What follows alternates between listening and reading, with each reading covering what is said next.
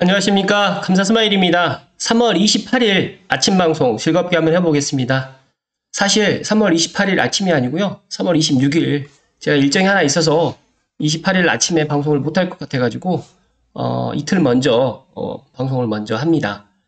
여기 보시게 되면 제 얼굴이 나오니까 조금 있다가 삼성 일동 행정복지센터 골목입니다. 여기 보시면 좀 보이시나요? 이쪽이 이렇게 가면 이제 스타필드 가는 길이고요. 그다음에 MBN 방송국 가는 길인데 공교롭게 제가 이 사진을 그의 고향은이라고 제가 아이러브 고향 콘서트에 가서 30년 전의 모습입니다. 너무 신기해서 오늘 아침에 좀 이야기를 드립니다. 이쪽에 하나로마트가 있고요. 그다음에 여기가 행정복지센터 이제 가는 그런 길목이고요. 이 길을 따라서 쭉 내려오시게 되면 삼성 미소부동산이 보입니다. 이 세솔교가 있거든요. 이편한 세상 지금 보이시는 곳이 이편한 세상 2차의 모습입니다.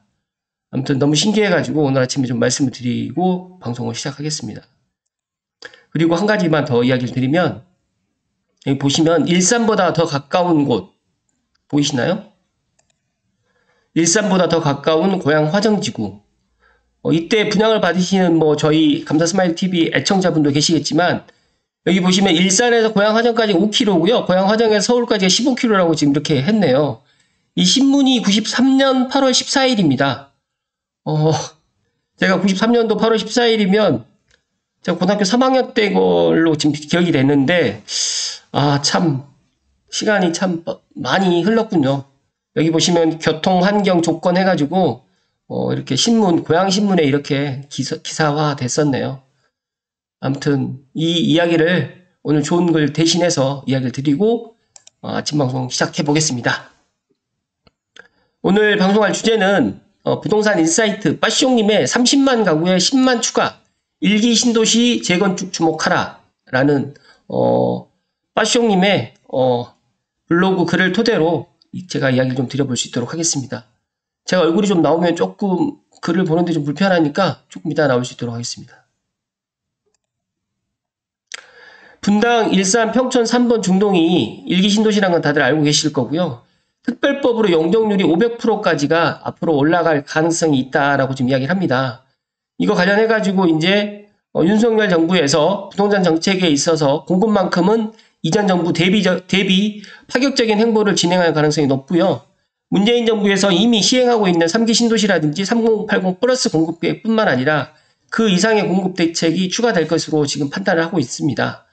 추가적인 공급 대책으로 대안으로 급부상하는 것이 1기 신도시 정비 사업인데 저는 1기 신도시 중에서 제가 일산 특히 이제 일산 신도시에 대해서 제가 관심이 상당히 많고요. 이거 1기 신도시 관련해가지고는 다들 알고 계실 거니까 넘어갈 수 있도록 하겠습니다. 일기 신도시에서 이제 고양시에 관련된 것만 좀 짚고 넘어가면요. 최초 입주가 92년도, 면적은 15,736km/로 상당히 큰 부지로 지금 들어왔고요. 공급주택 가구는 69,000 가구가 들어왔습니다. 평균 용적률이 상당히 낮아요. 169%. 이것만 제가 말씀을 드리고요. 넘어갈 수 있도록 하겠습니다. 일단 민주당 대통령 후보였던 이재명 후보조차도 1공약을 부동산 공약으로 전면 내세웠고 부동산 공약의 1순위로 공급 대책을 쏟아냈는데 이 부분에 있어서 윤석열 후보가 당선이 됐기 때문에 취임 직후 특별법을 만들어가지고 1기 신도시 정비사업을 적극 진행하겠다고 밝혔습니다. 이 부분에 있어서 이제 분당과 일산, 평촌 3번 중동 1기 신도시에 최근 재건축 기대감이 커지고 있는데 윤석열 캠프의 부동산 공급과 관련해가지고 1기 신도시에 집중하게 된 건 다른 게 아니라 이 용적률입니다. 용적률. 쉽게 말해가지고 층수를 더 높이 이제 지을 수 있다라는. 왜냐하면 1기 신도시가 평균 용적률이 169에서 226%인데 여기에서 보시면 일산 같은 경우는 정말 용적률이 낮습니다. 169%밖에 안 되기 때문에 이게 이제 300%까지 전후 용적률만 활용해도 이제 100% 이상 한 130% 정도가 지금 들어가는데 여기에서 토지 용도 변경이라든지 종상향을 할 수 있다고 하면 기존에 있는 1기 신도시 전체 세대 중에서 29만 2천 세대가 있다고 하면 10만 가구 이상을 추가 공급할 수 있다고 합니다. 그런데 5개 신도시 아파트 단지가 대부분 준공 30년을 넘어섰고 이제 문재인 정부에서 재건축 규제를 심하게 했기 때문에 이런 안전진단이라든지 재건축 초과이익 환수제라든지 분양가 상한제 때문에 재건축 사업이 이루어지지 않았습니다. 말 그대로 이제 공급이 억제되어 있었는데 이런 부분에 있어서 윤석열 정부가 들어오게 될 경우 이러한 재건축 억제를 풀게 되면 만약에 이런 부분에 있어가지고 이제 기존의 용적률이 300%에서 특별법으로 한 500% 정도까지 상승을 하게 될 경우에 이런 부분에 있어서 상당히 일기 신도시 일산의 호재다라는 말씀을 조심스럽게 드리고요. 이 용적률이 낮으나 소형 내지 초소형 단지들이 많기 때문에 국민주택 규모 전후로 평형을 구성한다 만약에 할 경우에 기존 정비사업 법률로는 일기 신도시의 대규모 재건축이 어렵다라고 이렇게 판단을 하셨습니다. 빠숑님께서. 그래서 용적률을 500%까지 상승시키는 특별법이 필요하다라고 지금 이야기를 하는데 이런 부분에 있어서 특별법이 단순히 재건축뿐만 아니라 신도시 내에 교통환경 개선이라든지 기반시설 확충, 여기에서 기반시설 확충은 지난번에도 제가 말씀드렸던 것처럼 뭐 주차장이라든지 공원이라든지 여러 가지 또 일기 신도시에 또 부족한 것들이 상당히 많이 있거든요. 이런 것들이 또 담겨져야 된다라고 지금 이야기를 했고요. 이런 부분에 있어가지고 수도권 주택 부족에 대한 해결책으로 공급 정책을 선택한 것은 올바른 방향성이라고 생각을 하고 있고요. 감다스마의 생각도 이런 부분에 있어서는 상당히 공감합니다. 그래서 끊임없이 그린벨트를 풀어가지고 새로운 도시를 만드는 것보다 기존 개발 도시들을 활용한다는 차원에서 이런 것도 상당히 바람직한 방법이라고 생각되고요. 또 일본 경우를 보시게 되면 일본에 일단 새로운 다마 신도시, 그러니까 거기 도쿄 옆에 다마 신도시라는 곳이 있는데 이게 이제 재건축을 안 하다 보니까 이제 버려졌다. 그러니까 약간 좀 슬럼화가 됐다 이렇게 이게 표현하는데 이렇게 지금 이야기를 하셨고요. 기존 도심의 부지들을 최대한 활용하면서 그러면서 부족할 경우 새로운 신도시를 개발하는 정책이 더 합리적이지 않을까. 그러면서 이제 30년 차가 되면서 이 재건축 연한에 관련해 가지고 대규모 정비 사업 부지가 공급이 가능하고 이렇게 새로운 정부에서 효과적으로 개발을 한다고 하면 대한민국의 주택 문제는 어느 정도 해결되지 않을까, 해결해주면 좋겠다, 또 이렇게 이야기를 하셨습니다. 부동산 인사이트 30만 가구에 10만 추가, 부동산 비즈 한국 부동산 인사이트 칼럼 원문인데 제가 원문보다는 블로그 글을 토대로 이야기를 드리는 게 더 편할 것 같아서 이렇게 이야기를 드렸는데요. 여기에서 제가 추가적으로 덧붙일 사항이 있는데 이렇게 보시게 되면 제가 네이버에 일기 신도시 특별법을 쳐봤어요. 근데 상당히 많은 기사들이 많이 떠 있는데 관련해가지고 제가 한 가지만 더 말씀드리면 한경부동산의 신현수 기자님의 이 재건축 규제 얼마나 풀릴까 일기 신도시 리모델링 고민 중 이게 무슨 기사냐면요. 새 정부가 이제 들어와서 재건축 규제를 완화하겠다라고 예고를 하니까 리모델링을 갖다가 계획했던 단지에서도 이제 수익성이라든지 평면 한계가 있잖아요. 그래서 이 부분에 있어가지고 이제 대표적인 게 이제 분당에서 일기 신도시 노후 아파트 단지들이 고민에 빠졌습니다. 무슨 뜻이냐? 이걸 리모델링을 생각했던 단지들이 만약에 재건축을 갖다가 특별법이 통과돼가지고 용적률을 갖다가 최소 뭐 300% 이상만 된다고 하면 리모델링보다는 훨씬 재건축이 낫거든요. 이런 부분에 있어가지고 더 좋지 않을까라고 이제 판단하는 것 같습니다. 잠시만요. 제가 물 한 잔만 마시고 이야기 드리겠습니다. 죄송합니다. 그래서 이 부분에 있어가지고 이제 22일 정비업계에 따르면 경기 군포 3본 신도시 내 18개 리모델링 추진단지로 구성되어 있는 3본 리모델링 연합회가 대선이 끝나고 회의를 열고 사업 방식으로 재건축을 함께 고려하는 방안을 논의했다고 합니다. 무슨 뜻이냐면 리모델링을 갖다가 하는 것보다 재건축을 하는 게 훨씬 더 좋거든요. 근데 왜 그러면 기존까지는 이렇게 재건축을 안 하고 리모델링을 갖다가 선회했냐면 여기서 이제 이야기 드린 것처럼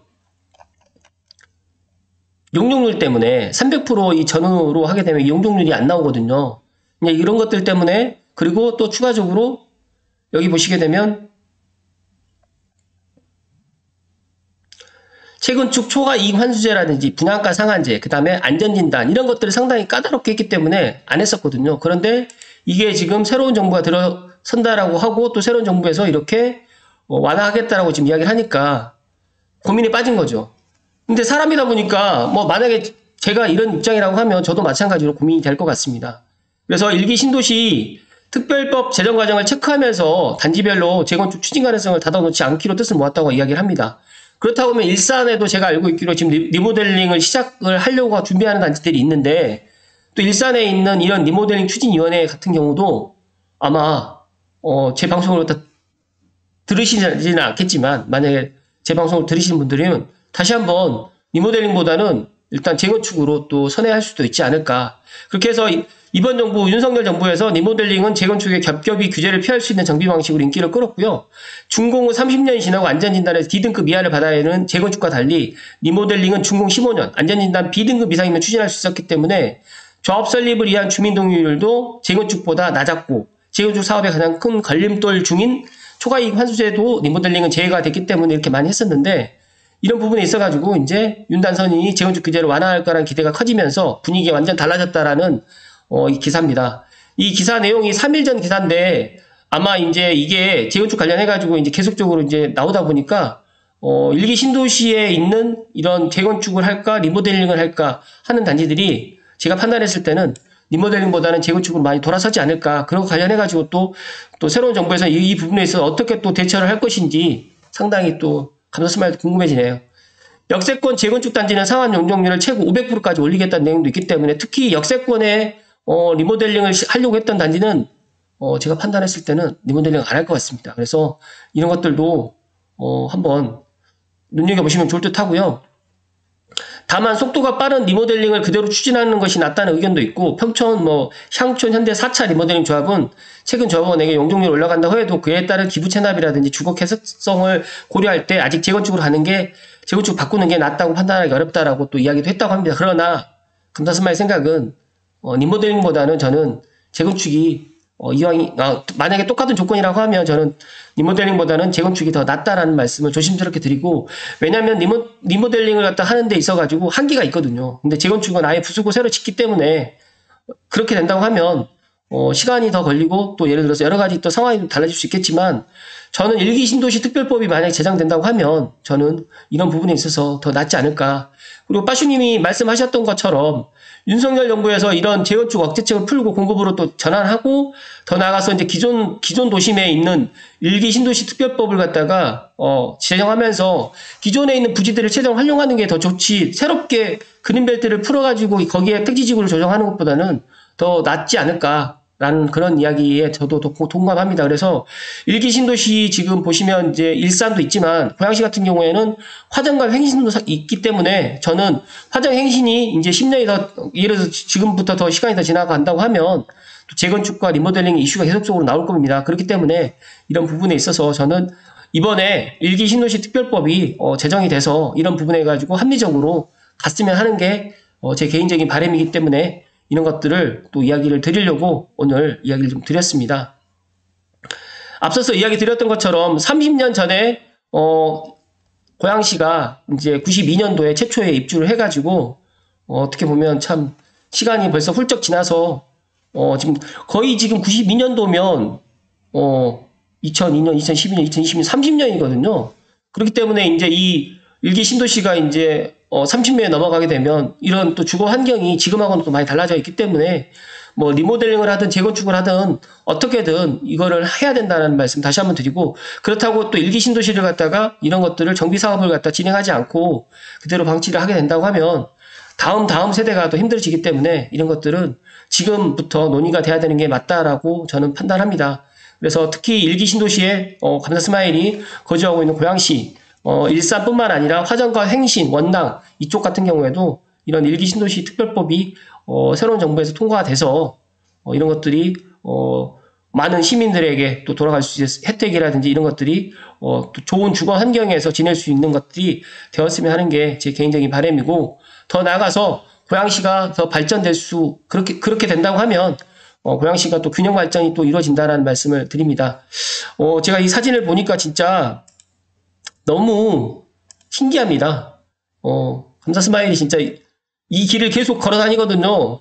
걸어 다니고 밥도 먹으러 다니면서 참 이렇게 보니까 4월은 붓게 불온 선전물 특별 회수 기간 정말 이런 때가 있었구나라는 생각이 드니까 너무 신기하기도 하면서 시간이 참 빨리 지나간다라는 이야기를 또 드리면서 오늘 방송 마치도록 하겠습니다. 그리고요. 잠시만요.